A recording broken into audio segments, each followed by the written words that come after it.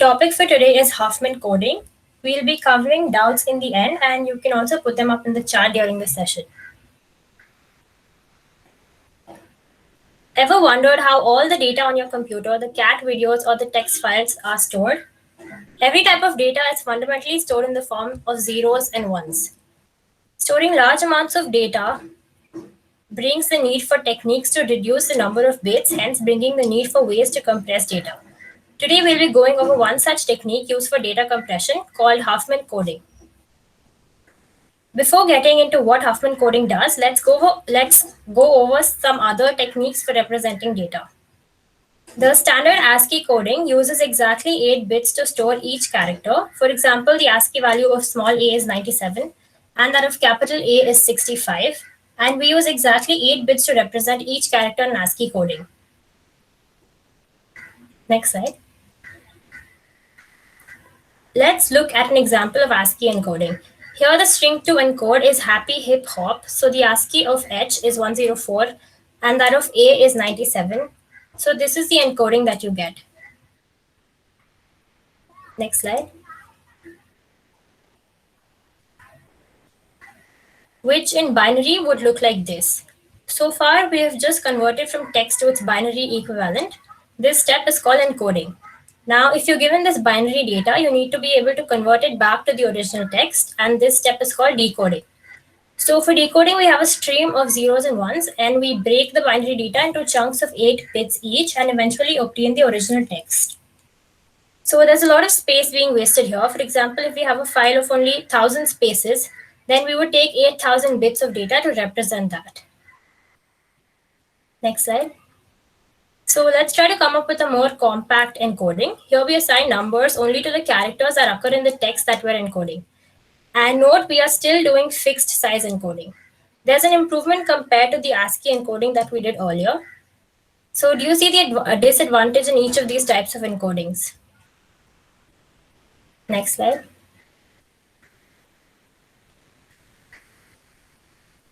So the problem with ASCII encoding, as we've already discussed, is that of memory wastage, which is tried to overcome using this compact encoding.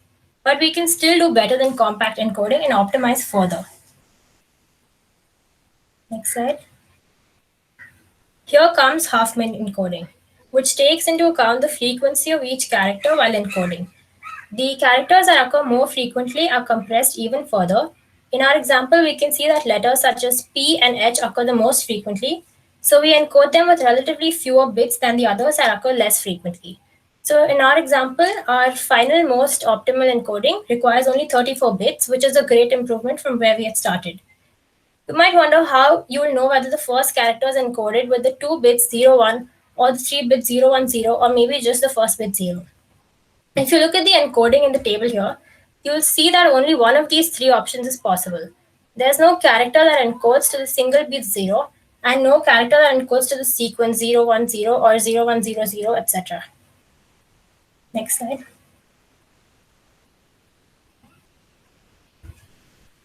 One of the most important features of the table produced by Huffman coding is the prefix property. No characters encoding is a prefix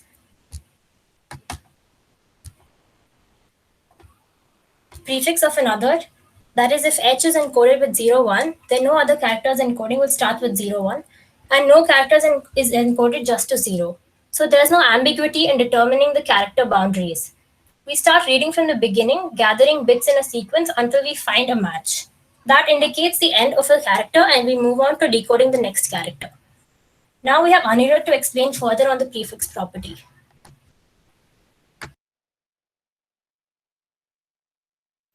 Yeah, thanks, Shivangi.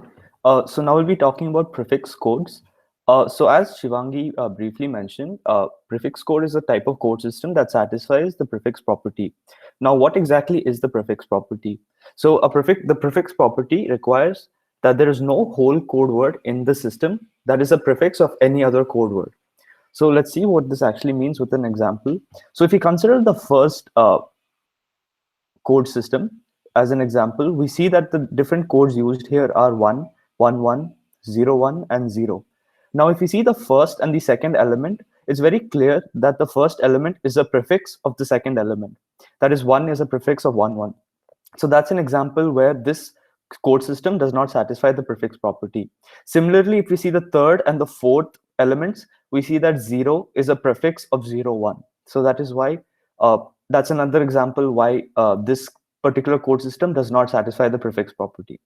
Now, if we look at the second example, we see that the first element and the fourth element, uh, if we look at the first element and the fourth element, we see that the first element is a prefix of the fourth element, which is again why this code system does not satisfy the prefix property.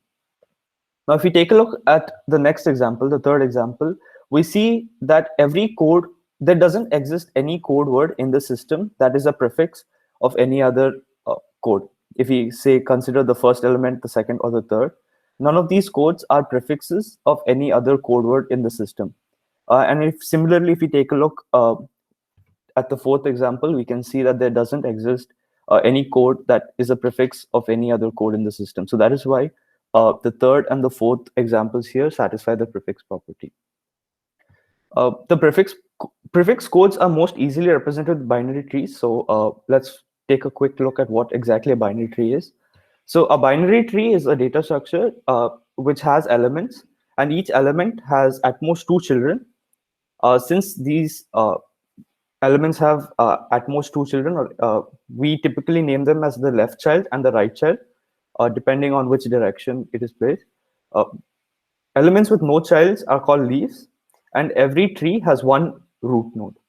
So if you look at the example over here, 1 is the root of this binary tree, and 4, 5, 6, and 7 are the different leaves of this particular binary tree.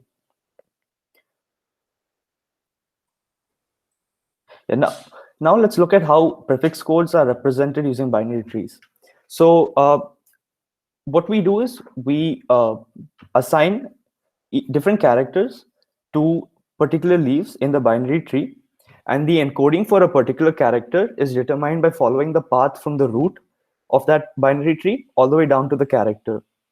Now, every time we move to the left in the path, we assign 0 to the encoding, and every time we move to the right, we add a 1 to the encoding. So let's better understand this with an example in the next slide. So as you can see over here, we're encoding the characters A, the exclamation mark, D, C, R, and B, and these are all leaves in this binary tree. Now, to get the encoding of A, we start from the root, and we look at the path from the root to A. Over here, it's just a single edge containing a 0. That's why the encoding for the character A is 0. Now, if you consider the example of the exclamation mark, if we follow the path, we see first we go to the right, we add 1 to the encoding, then we go to the left, adding 0 to the encoding, and then again we go to the left, adding another 0 to the encoding. So the final encoding for the exclamation mark is 100. Similarly, if we take maybe another example, D, if we start from the root, we go to the right to 1, following the path. We go to the left, adding 0 to the encoding. Then we go right, adding 1 to the encoding. And then finally, we go left again to hit the character. So that's why the encoding for D is 1010. So yeah, next we have Aditya, who will explain how we can actually, the algorithm to get this binary tree for a particular set of characters. Okay, so I'll just recap whatever has happened till now. Basically, the point of Huffman coding is to reduce the size of the data that's given to us. And another important property is that it's a lossless compression, which basically means we don't lose any data. We're just representing it smartly in a way that compresses it. So let's see how the tree that was mentioned before will be constructed with an example to help you understand better. Let's take the example that the text given to us is this happy hip hop. So initially, what we need to try to do is that we need to count the occurrences of each character in it, and we form a frequency table based on that. Like what I mean by forming frequency table is, it's just that you map each character to the number of times it occurred. So for example, over here, P comes 4 times. So frequency of P is 4. Similarly, H comes 3 times, and the space character comes twice. So that's how it has been, and the frequency table has been made. Now for each of these characters in the frequency table, we start with all of them as our leaf nodes. We form the tree in reverse order. Like initially, we start with all of these nodes as our leaves. Then what we try to do is we find two of the nodes which have minimum frequency values, and we combine them to form a new node which has a frequency that is equal to the sum of these two nodes that we have combined. So for example, over here, the nodes which have the smallest values are ones. Like I has, there's a value of I which is 1, value of O is 1, value of Y is 1, and A is 1. So we can combine any two of them. And then we form a new node which has a value that is equal to the sum of them, and we keep on doing like that. We take the next minimum, we keep on going like that. So let's say initially we had like n leaf nodes, then we need to do this combination step till there's only one node left, and that will be basically n-1 combination steps. Let's see how the entire process carries out in the next slides. So as I mentioned initially, we take two nodes which are the smallest values. Like let's say here we could have taken any of the two nodes which are the value of 1. So we took A and Y and we combined them to form a new node which has a value of 2. 1 plus 1, 2. And now that new node is formed. Now we go on repeating the step of taking the smallest nodes available.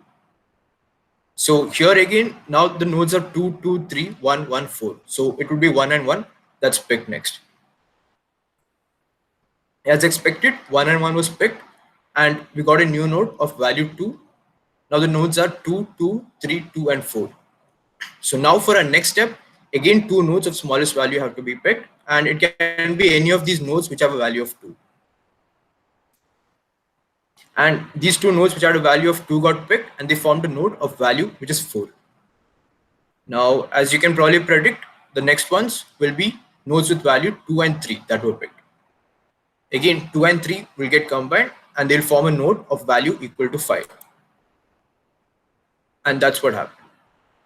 Now, if you see, the value of the nodes are 4, 5, and 4, and the two 4s will get picked to form a node of value equal to 8. Now we have almost reached the end of forming the tree. There are only two nodes left. Now we just need to find the root node, and since there are just two nodes, we combine them to get the topmost node, which is the root node. We combine a node of value equal to 13. Now, one important thing that was mentioned earlier was the prefix property.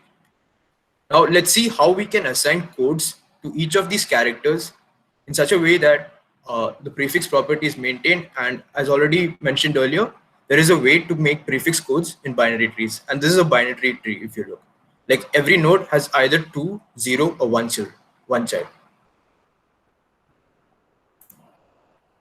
So now, as mentioned earlier, the way for forming a prefix codes in a binary tree is when you move left, you give a value of 0. When you move right, you give a value of 1. So now from 13, I move to my left, I give a value of 0, and when I go to my right, I give a value of 1. Then again, I go from here to the left, I give a value of 0 and 1. So going this way, I keep going all the way down to the leaves, and each of the leaf nodes, which were initially all our leaf nodes, are basically all the characters which are there in the frequency table. And going down this path, we are assigning codes for each one of them. Now let's look at what the codes assigned for each word.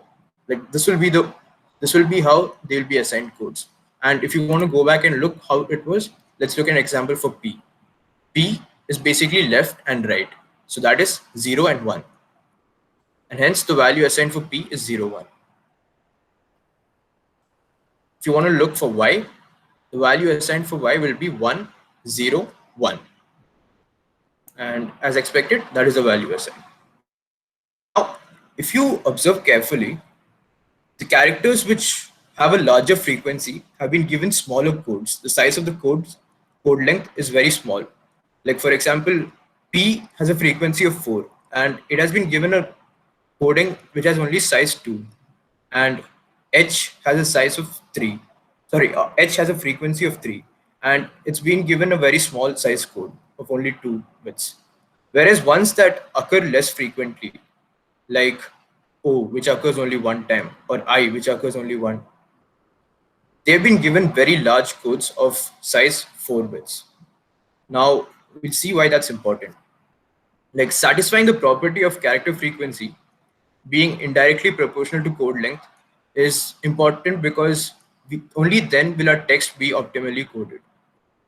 Like it's just, if you think about it, we want characters that appear more often to have smaller length codes, and the ones which appear less often, it's fine if they have larger length codes. Also, as we form the coding from the binary tree, they'll all preserve the unique prefix property that was mentioned earlier. The prefix property is just that the code for any character will not be the prefix of the code for any other characters. So our text will basically become encoded as the follows. Here basically H was 1 1, that's why here. I just put a breaking thing over here just to differentiate, but we don't really need that. But A will be 1 0 0, and that's why it's 1 1, then 1 0 0, and it goes on like that. So initially there were around 13 characters, but that would have been in ASCII encoding 13 into 8, 104 bits. But now we have just compressed it into 34 bits, and that basically means we have saved around 70 bits of space for this. Now, it's not possible to compress this even further, because if we try to compress this even further, we'll compromise on the unique prefix property, and we'll see next why it's important not to compromise on the unique prefix property, since it helps a lot while decoding. And this will be taken up next by Janmansh. Hello guys, am I audible? Hello. Yeah.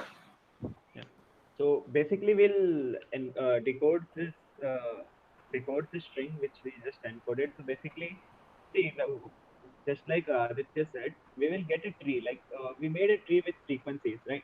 Now we replace this leaves where frequencies was there with the letters with that frequency. So suppose we have a string with this example: 111 1 0 0 1 1 0 1 0 1 1 1 1.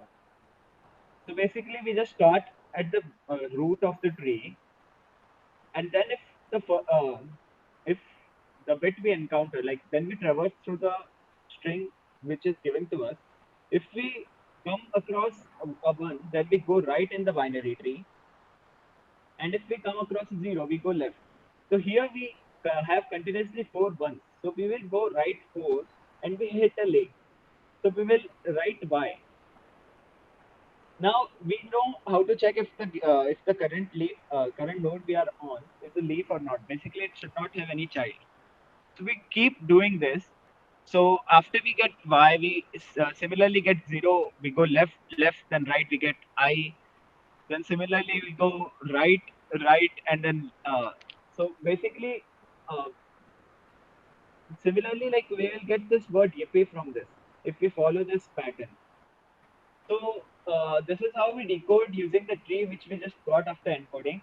There is another way that we can decode the given string. It's by using hashing.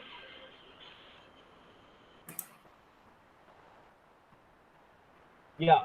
So basically, we again traverse through the given code or the given string which is given to us. Now, as Anirudh and Aditya said, each character which has a code has a prefix property. That is, that no code will be a prefix of any other code. So we can always traverse through the given string, and if we encounter anything which already has something which is a code corresponding to some character, we take it. So basically, we traverse through the array. Suppose we are traversing through this array and we are given the code that 1111 corresponds to y, 001 corresponds to I, and 10 corresponds to p. So we initially have this hashing. Now when we traverse, first we will get a string m1. Then there is no key corresponding to 1. So we go next and append 1 to it. Again, no one m11 is not present. Again, we append 1, m111 is also absent. Now, when we encounter another one, we get that there is a value y corresponding to this key 1111. So we just append y to the answer. Now we the current string, which is 1111, we make it empty and append the next character 0. And we keep going on. Now 0 is absent, m of 00 is also absent, and now we encounter a 1, and our next string becomes m001, and we have a value I corresponding to this hash. So we append the character value I to the answer string, and we keep doing this until until we have traversed the entire string and we finally get our answer EP. So this is how we decode an encoded string. Next up, Rakshit will tell how do we what's the use of binary trees and heaps. Uh, so over to you, Rakshit. Yeah. So we've seen how we build a Huffman tree, but actually, how do we store? How do we do the process? Like, how do we extract the minimum element? How do we insert an element and still make sure that all the elements are in the ascending or descending order? So basically, we do this by using a data structure called heaps. So heaps is a data structure where, as you can see in the figure, like if you see the value 6, it is greater than all the elements present in its subheap. And similarly, if you take 4, it is also greater than the all the elements present in its subheap that is basically 3 and 2. So you have mainly two types of heaps. One is max heap and the other one is min heap. So max heap is the one that is there in the slide. Min heap is the exact opposite, where uh, you have the minimum element as the root, and then all the other elements in the heap are more than that.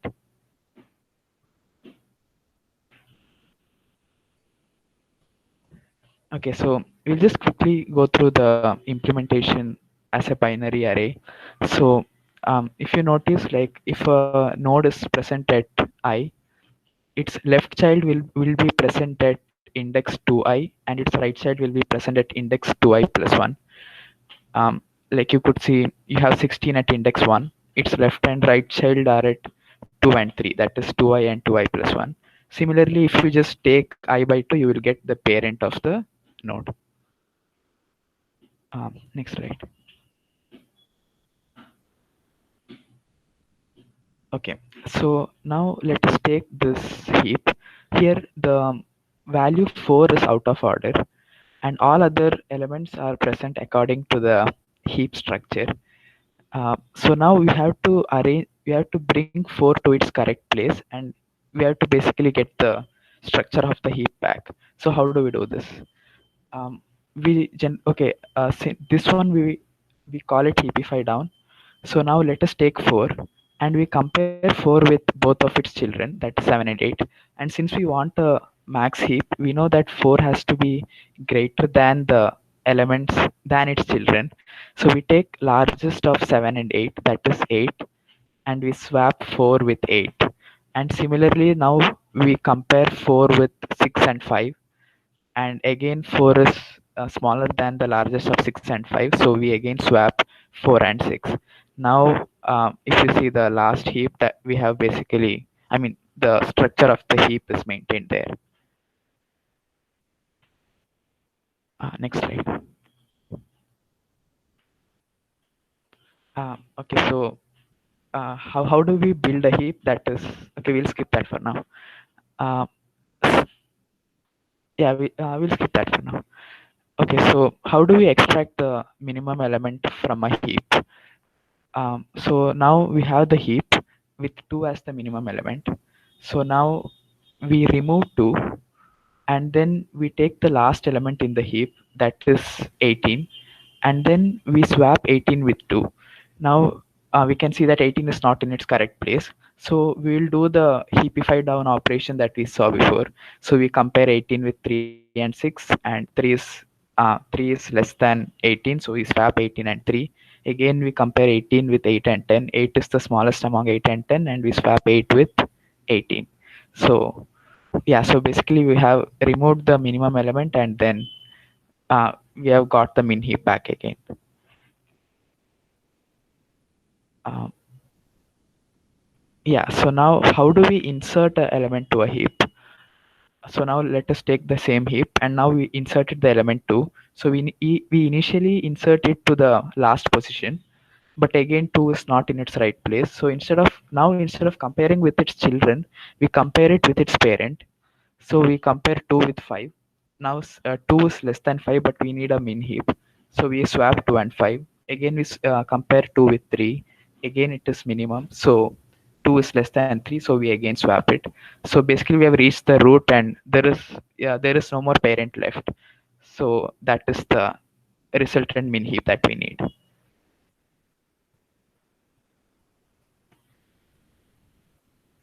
Yeah, so there are a lot of resources on heaps. You could just search online. Okay, any doubts, guys?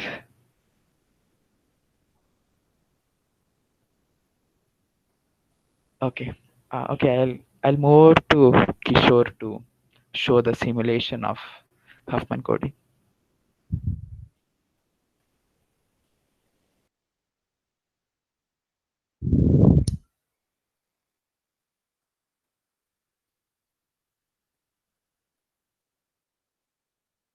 I hope my screen's visible now.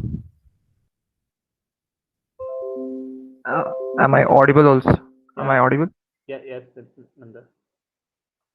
Yeah, so we'll just be visualizing whatever was told earlier and verify some of the points. Verify some of the points that were also mentioned earlier. So I'm sorry about this. Can we turn off notifications? Okay, I'll just get on this. We'll take an example here. There'll be 4 A's, 2 B's. The order of the characters doesn't really matter because we'll be playing with the frequencies. We can use any jumbled part of this or any string in general. The order doesn't matter for the algorithm part. So next we go to the building tree.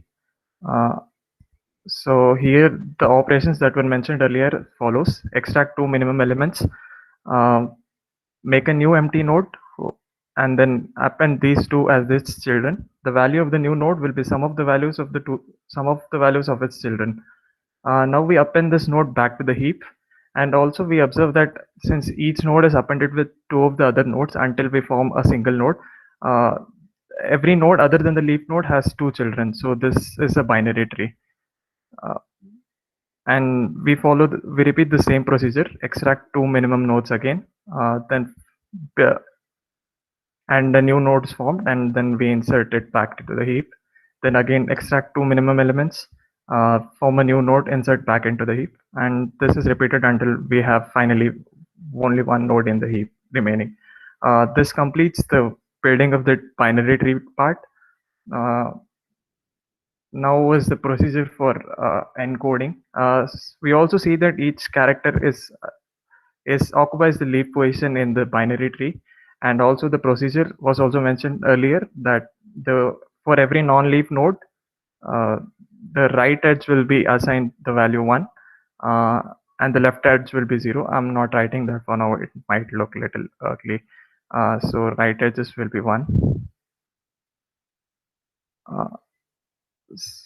Some properties that were told earlier, that also we can verify here.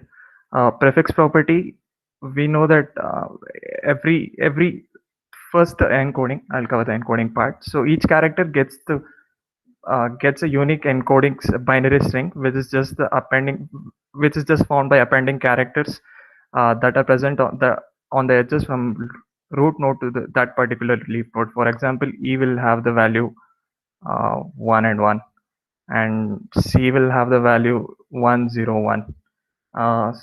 And also since prefix property was mentioned, we see that every character has a unique encoded binary string, and the prefix property is also followed. If there is a character whose prefix is part of another character's, then the path from the root must pass through this character to reach another character, because the string that is formed from root node to this particular leaf node isn't repeated anywhere else, and since there is no extension from any leaf node to another leaf node, the prefix property is maintained. The second thing is the characters with higher frequencies are given a lower level.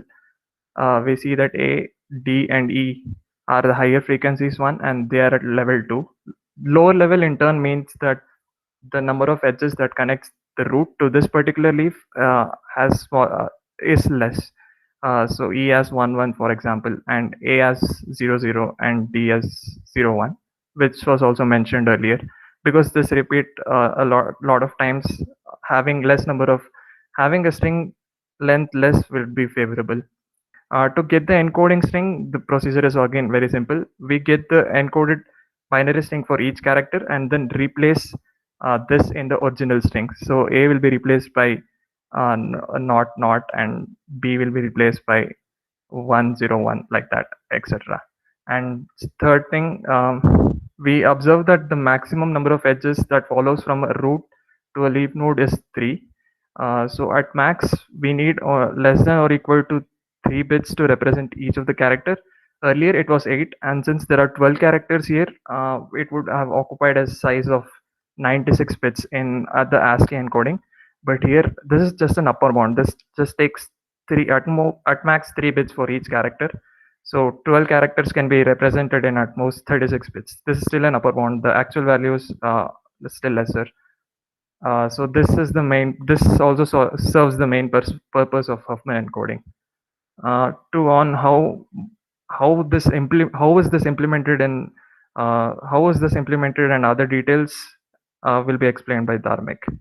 Thank you. Hello everyone.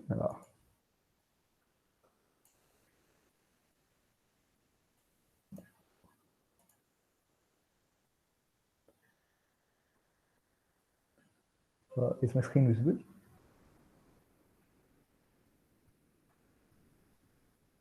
Am I audible? Yeah. Now let's look at the code. Let's start from the main function itself. We take in the string input, and a string is an array of characters. We ask the user for input, and we take in the input using the getLine function. Now we need to calculate the frequency of each character in the string. Since there are only 128 characters in ASCII, we declare an array called frequency with 128 elements, and this array is initialized to 0. And we iterate over the array of characters, and for each character we increment its frequency. Now coming to min heaps, we use priority queue in place of min heap. Priority queue is in many ways similar to a min heap. We use dot push to insert an element into the priority queue, and dot top returns the top element, which if it is a min heap, it will be a minimum element, and dot pop will remove the top element, which in case of min heap will be the minimum element. Now coming to the declaration of the priority queue, we pass it the data structure node, then vector node, then an operator called compare node to compare two nodes. We look at these three one by one. Now first going to the data structure node. Data structure node has elements to store frequency, the character it represents, and pointers to its left and right children. And it also has a constructor which takes in the frequency character and pointed to its left and right child, and it returns a node with the data. And coming to compare node, this has been there has been operator overloading over this, and this operator takes in two nodes and it compares the frequency between them. So now we have the priority queue. Now we'll iterate over each character, and if its frequency is greater than 0, we'll create a new node whose frequency is frequency of I, and character contains character is I, and its right and left pointers will be null because it's a leaf and it has no right and left children. And we push this new node into the priority queue. Now let's look at this while loop. While while the priority queue has more than one element, we pop the top two elements, that is the element with the lowest frequency and the element with the second lowest frequency. We declare two pointers, A and B, and we allocate them space equal to that of node. Yeah, and A stores the element with the lowest frequency, and Q dot top, since this is a min heap, since this is simulating a min heap, it returns an element with the lowest frequency. And yeah, B stores the element with the second most lowest frequency, and we don't have a function to get the second most lowest frequency. So what we do is we pop the element with the lowest frequency, and then the next element in the priority queue will be the element with the second most lowest frequency. So yeah, we store that in B, and then we pop that element also. And now we calculate the sum of the frequencies of the nodes present in A and B. And then we create a new node called C, whose frequency is the frequency sum. And the character inside this node is actually, we can have any character because this is not a leaf node. And yeah, its left pointer will be A and right pointer will be B. And we push back this node into the priority queue. And yeah, this keeps on happening as long as we have size greater than 1. That is, it contains more than one element. When it has only one element left, then if we observe carefully, then that element will be the root of the binary tree. So we store the root of the binary tree. We use root equals q dot top, that gives you the remaining element. And yeah, we declare an array called ARR, which stores the path that is traversed from the root. Like for example, if we go left, then ARR will contain 0, 0, which is also the encoding. And top is the index of the array ARR, where the next element can be inserted. And now we'll transverse the binary tree. For this, there is a function. I've made a function called find encoding, which takes in the array ARR's pointed. Then it takes in the root of the binary tree, and it takes in the place where the next element to the path can be added. So yeah, now we look at the function. Yeah, now we have the node. We check if it has a left child. If it has a left child, then we'll append 0 to ARR top. That is, we append 0 to the path. And then we again recursively called the find encodings function with ARR. And here, in place of root, we send the left child of the node. And yeah, we send top plus 1 because the next path element to be added will be after the top. Yeah, and similarly, we do for the right child. If a right child exists, we add 1 to the path. And yeah, we recursively call the find encodings function. Yeah, and now if the node is a leaf, we if the node is a leaf, then its right and left pointers will be null. And yeah, we'll output the character, and then we'll print the array. And yeah, array will be from 0 to top. Yeah, and this will also be the encoding of the path. So yeah, now yeah, I'll run the code.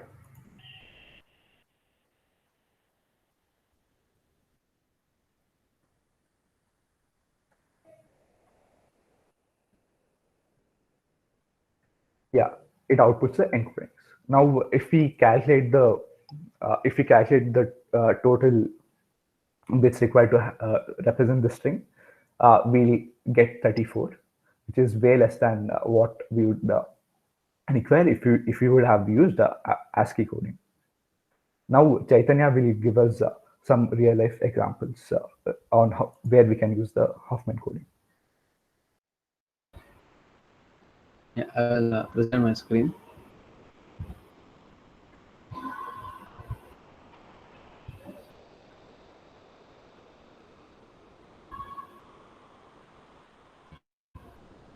Yeah, is this slide visible?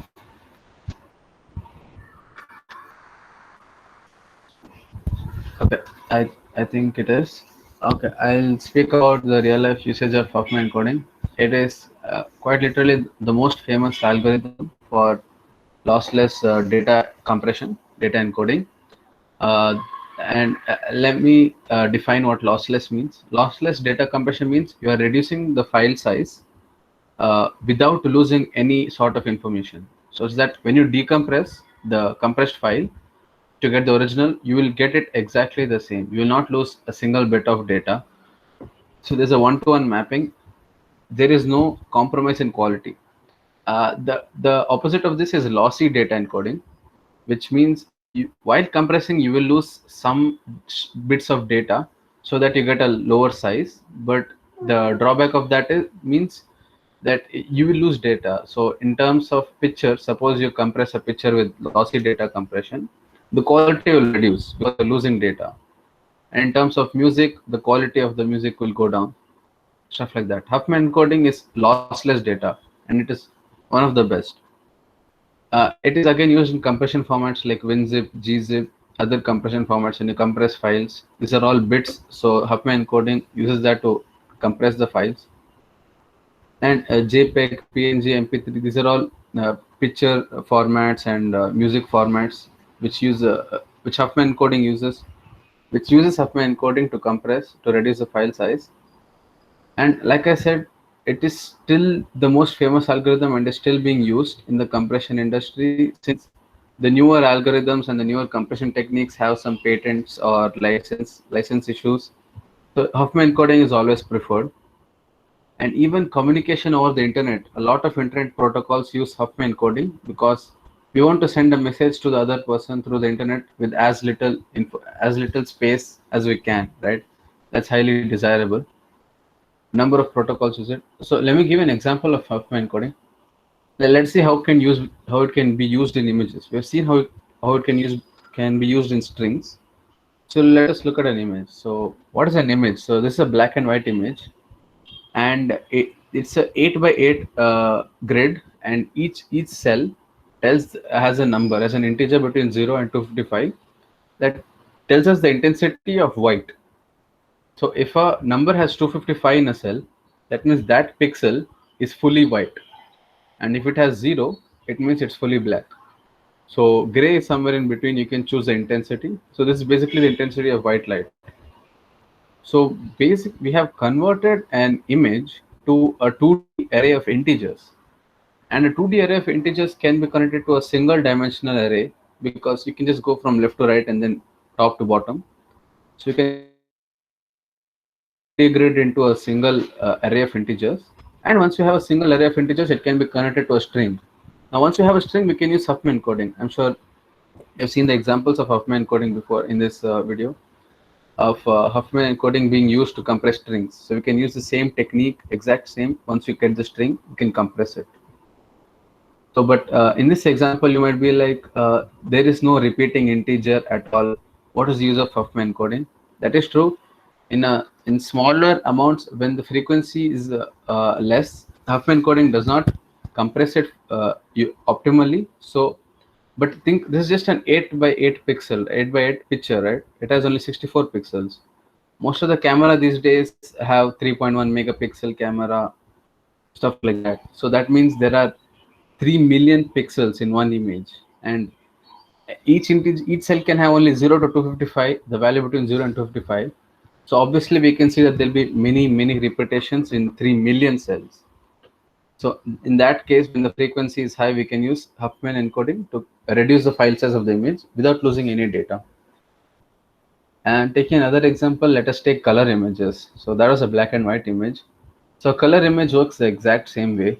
Here, instead of a one grid, we have 3 grids, because each color can be represented by 3 integers: the intensity of red light, intensity of green light, and intensity of blue light, RGB values. So for a color image, there are 3 grids instead of 1, and basically a triplet. It's a 2D array. So we have seen that how to convert a 2D array into a 1D array, and a 1D array into a string. So again, we can convert a color image to a lower file size using Huffman encoding. The same thing can be done for video, since videos are just multiple images stuck together.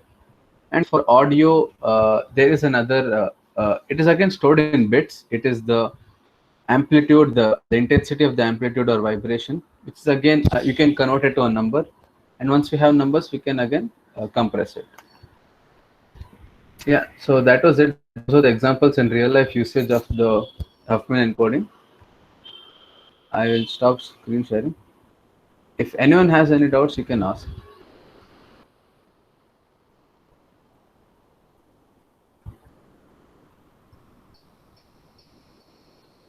Any doubts about Huffman encoding or anything done previously also, you may ask.